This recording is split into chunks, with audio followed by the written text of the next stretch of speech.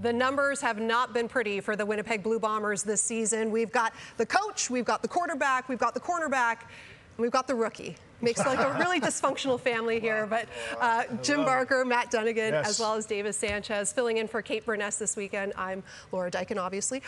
Let's get into it here. I mean, it sounds like a very simple question, but what do the Blue Bombers need to do tonight to finally get their first win of the season? Well, first of all, I think there's a big question for Chris Trevler. And as a starter for the Winnipeg Blue Bombers, he was 4-8. And it's his first start since 2019. And I look back at what happened last week and filling in for an injured Zach Collaros. He just wasn't, I think, on point. Yes, he was Chris Trevler, and he did all the things we love about Chris Trevler. He's a hard-nosed player that gets after it. He gets you the tough yards. He can run the rock.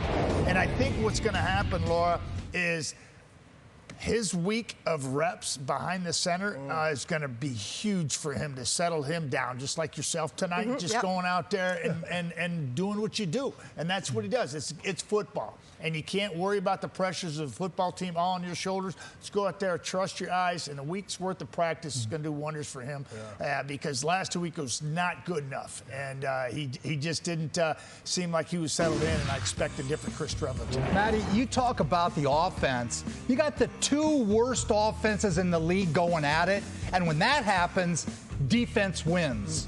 And I think that Winnipeg, they've kept these guys together. You see some teams around the league, Toronto had a completely new secondary almost. You know, they're moving corners from field to boundary, and these guys have kept people in place. Tyrell Ford's getting better at field corner.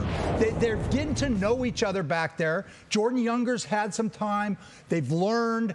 I think that they can stop this Ottawa Redblack offense and get their first win. Matt, you make a good point. I think Chris Trevler hasn't had a ton of first-team reps in the past 5 years, whether down south or here. He hasn't had that. That'll make a world of difference. I think so. You would know as good as anybody what that means to a young quarterback. And for me, Chris Trevler is obviously key, but the running game. They've got to run the ball. And if they can establish a line of scrimmage, I was critical of Winnipeg early with their interior offensive line. I think that was one of the weaknesses because when I saw Zach back there, it was the pocket as a shorter quarterback, the pocket kept getting collapsed. So if those guys can get any push at all, that's going to allow the run game to get going. And then, look, we might be surprised and see Trevler one-on-one getting some shots down the field because we know in this league, one-on-one shots down the field with DBs with their back turned to the quarterback, that's a tough thing to do, and I think Chris Trevler, if he gets that, can hit a few. Davis, can I just interject real quick about your offensive lines comment? You know, when you lose Hardrick, when you lose Gray, that's 40% of the guys, and that is your football team. That was your trademark. Control the line of scrimmage.